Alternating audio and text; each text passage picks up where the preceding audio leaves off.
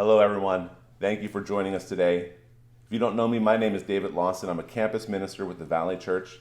And what we're going to be doing this summer is taking a deep dive into the book of Genesis. And the reason I chose this book is because, one, it's my favorite book in the Bible, hands down. I love it. I read it all the time. I can't get enough about it. I read other books about this book just so I can learn more about it. But beyond that, I believe that Genesis is the story of our God, of who he is, of who we are, and of where we fit in his story. And so that's why I find it to be such a powerful tale. It also resonates with our world today because the themes that we see developed in Genesis are themes that we see take place throughout the entire Bible. They're themes that we see happening in our world in this very moment, in this very day. And so I think it's such an important book for us to know, to understand, to look at, to study, because I think it tells us so much about God and about us. Now, what we're going to do is not a comprehensive verse-by-verse study of Genesis. That would take more time than I have. But what we're going to do is look at specific parts of the book that I feel are important for us to understand a little bit better, to add a little bit more context to, and to really dig in. So sometimes we'll take a chapter and we'll just look at that. And then other times we'll take groups of chapters together and we'll kind of talk about that. But today we're going to be looking at Genesis chapter 1, and looking at the creation of everything. And so I would encourage you, if you want to, go ahead and pause the video here. You can go ahead and read Genesis 1 through 2 and get a feel for what's going on, or you can read it after, or just follow along with us. But what I would encourage you to do anytime you see someone on the internet, on YouTube, talking to you about the Bible, is go back and read it. Never take what I say, or anyone for that matter, at face value. There's so much in here that it's possible for us to get wrong by mistake. And unfortunately, there are people out there who are malicious and are using the scriptures incorrectly. And so it's so important for you to go back, to read the scriptures, to study it yourself, and to come up with your own convictions. But without any further ado, let's just jump in with Genesis chapter 1. The very first verse says this: "In the beginning, God created the heavens and the earth. The earth was without form and void, and darkness was over the face of the deep, and the Spirit of God was hovering over the face of the waters." These first two verses here hold so much for us. Right? That very first sentence, "In the beginning, God created." Right? The book of Genesis in Hebrew is titled Bereshit, which means in the beginning. Right? It is a book of beginnings. It's a book about the beginning of the creation. It's a book about the beginning of God's interaction with humans. And it's the book about the beginning of us and our world. And so that sentence right there shows us that God was there at the beginning. He was there before the beginning because he looks down and he sees the void. But what's really cool too is it says, "In the beginning, God created." Now that word created is a very important one for us because it tells us, one, that our God is a creator, right? He didn't just kind of show up and everything was here already. He creates. But even more so when we look at the Hebrew again, that word for create used here is bara. Now there are many words in Hebrew that describe creating or creation, but the only time that word bara is used is in relationship with God. And so the author is making a very bold statement right now. He is saying God created, God barad, and only God can create in this fashion. Now that's a very, very powerful statement, right? He's not saying that man can create this way. He's not saying that the other gods can create this way. He is saying that only Yahweh creates in this fashion. And what follows next is a telling of that creation, right? He creates the sun and the moon and the stars. He creates day and night. He separates the waters. He brings dry land up. And then he fills all those spaces, right? The air, the sky, the sea. But what's really important for us here is to remember that this book, this story, was not written in a vacuum, right? The author of Genesis, who we don't know, it really gets attributed to Moses a lot, and probably orally it was, but the person who actually wrote it down, we don't know. That's lost to history. It's not really important. But what is important is that the author did not write this book in a vacuum. The author wrote this book in his time, in his place, surrounded by a culture of his own people and of the peoples around him. And the word for that is used commonly in scholarship is the ancient Near East. And so we're going to talk a little bit more about this when we get to like Noah. There's a lot of things that I want to talk about here. But suffice it to say this.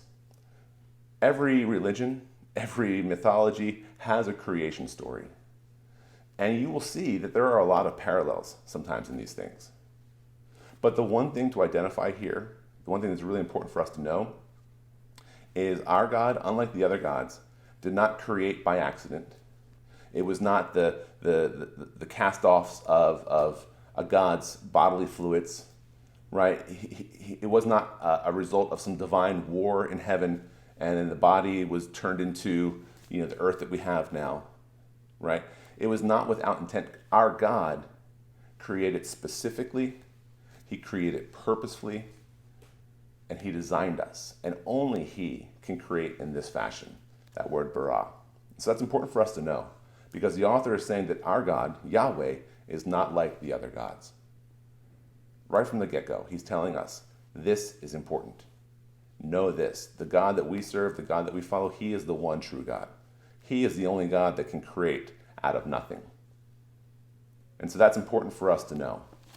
Now, as I mentioned, right, the creation goes on, and each day God is creating new things, and he's filling the earth with his creation, and it's this amazing time, right? You're seeing the formation of everything. But I want us to focus in on a very specific part here that I think is important for us to know. And this is in Genesis 1, verse 26. Then God said, "Let us make man in our image, after our likeness, and let them have dominion over the fish of the sea, and over the birds of the heaven, and over the livestock, and over all the earth, and over every creeping thing that creeps on the earth." God creates man on the sixth day. And this is such a powerful moment because the creation has been culminating to this point. Right? Everything that has come before, the skies, the cosmos, the sun, the stars, the moon, the seas, the land, all of this creation brings us to this point of God creating man. And not just a man, but creating mankind, male and female. But what it says, though, is that we were created in his image. We bear his likeness. And that's powerful, right? Because what we get to see here and what we understand is that we are the image of God, right? We are not just an animal. We are not just some bird that flies in the sky. We are not just a tree or a river or a stream. We are God's image bearers. And so when we interact in this world, when we interact with each other, what we are seeing, what we are interacting with is the very image, the very likeness of God. And we are meant to reflect that image, that likeness into this world. It goes on here. Verse 27 says, "So God created man in his own image. In the image of God, he created them. Male and female, he created. And that's important too, right? Because I know there's a lot of confusion about this. Male and female, we are both created in God's image. And we both bear his likeness.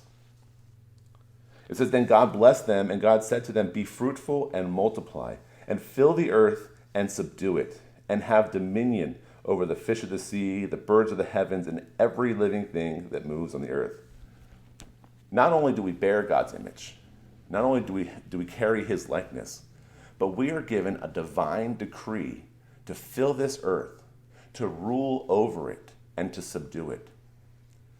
We were meant to be kings and queens of this world.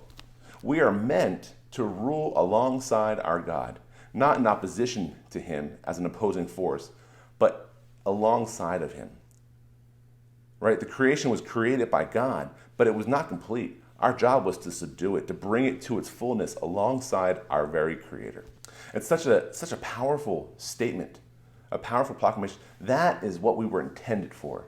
That is what we are created for. We are created to be God's image and to be rulers alongside him in his creation. And that is what is so powerful about just the first chapter, right? The very first part of Genesis starts off with God creating everything, but really all of it was for us. Every piece of it, every star in the sky, every animal that scurries on the earth was for us. The creation culminates with us because not only is God a creator, God is someone who desires relationship. He wants to be connected with you and I in a way that is intimate, in a way that is a partnership and not a dictatorship. He wants us to be rulers alongside of him. And so it goes on here, and we read this, and God gives, he gives the plants to the man to eat and for the animals, and he gives them this decree, and it ends with this verse, this phrase here in verse 31. And God saw everything that he had made, and behold, it was very good. And there was evening, and there was morning, the sixth day. Thus the heavens and the earth were finished, and all the host of them. And on the seventh day God finished his work that he had done, and he rested on the seventh day from all of his work that he had done. So God blessed the seventh day and made it holy, because on it God rested from all of his work that he had done in creation. And so we have this culminating event with God creating man, with him breathing life into them. And then the seventh day comes, right? Or before that, God stops and he remarks and says, it is very good. Every day before that, he said it was good. But with man, it was very good. And then there's this phrase where it says, and it's funny how it says it too, because it says there was evening and there was morning, the sixth day. And what's funny about that is that's not how we measure our days, right? Our days start with the morning, start with the sun rising up, right? And so we would say there was morning and there was evening, the sixth day. So why is it that they flip it here? Well, for the Jewish people, right, their days were measured by the night. So when the sun went down, that was the beginning of a new day. And then the sun would come up, they would work. And that was the way they measured time. And I think there's something here for us, because the very next thing that happens is the Sabbath. Right? Sabbath means to stop, to rest. And God stops the work of creation. Right? The creating is done. Now comes the time of forming and subduing the earth. But God stops with the Sabbath. But what's interesting, though, is like every day before it, there was the phrase, there was evening, there was morning, the first day, the second day, whatever. With the seventh day, that phrase is not there. And so what I see happening here is that God is telling us that what was intended, the purpose of all of this, was for us to be rulers alongside of him, to be in relationship with him, and to enjoy this eternal, never-ending Sabbath in the presence of our God. What an amazing thought, right? In a world that we live in right now that is so full of hurry and busyness and just so many things going on in our days, imagine that, to think that perhaps the point of all of this, of him creating us with him, was for us to be in Sabbath with him forever. What a beautiful image. What an amazing way to think about the creation. Now, unfortunately, it's not going to stay like this, and that's what we're going to look at next time. But I want to leave you with a couple thoughts here. One, never forget that only God, only Yahweh, creates in the way he does.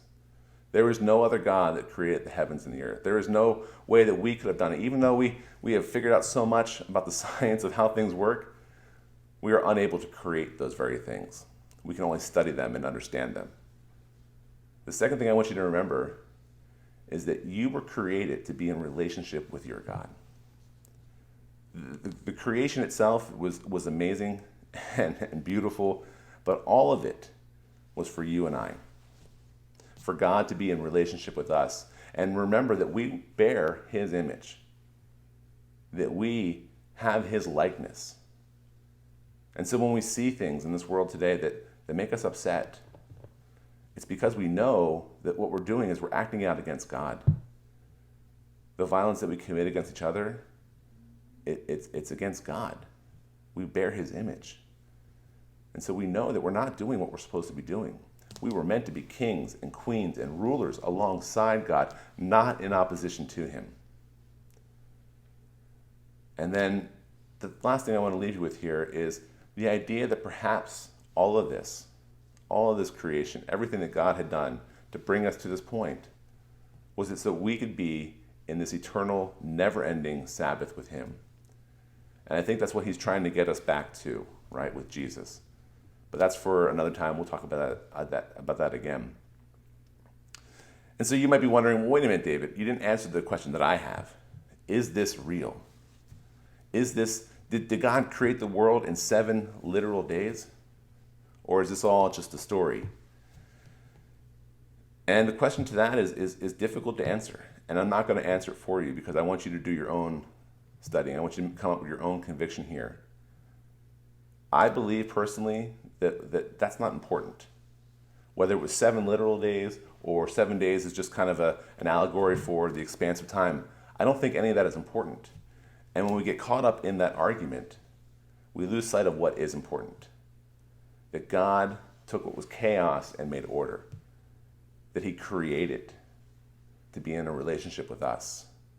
And that we are meant to rule alongside him. And so you're going to have to do your own work on that. You're going to have to figure that out for yourself, whether this is literal or just a story. But even if it was just a story, that doesn't make it less true. And so if you want some resources on that, I've got some great books to recommend. I'll put those down in the description. I personally love The Lost World of Genesis 1 by John Walton. It was a great book for me. It helped really open my eyes in how to understand this, but also how to understand this in the context of the people who wrote it and the audience it was intended for. So check out those books, do some study, look into it. There's a lot there for us to go through. But we're going to come back again, and next we're going to look at Genesis chapter 2 and really look at the creation of 2 individuals, Adam and Eve, and God's relationship with him and their place in his story. So please go ahead and subscribe to our channel. Go ahead and click that little bell so that you get alerts the next time this video comes out or any of our services. You can follow me at Friar Dave on Instagram. I would love to hear from you, hear your comments. Let's engage in some discussion. If you have questions, drop them in the comments and I'll answer them in the next video. Otherwise, though, I love you guys. Hope to see you soon. God bless.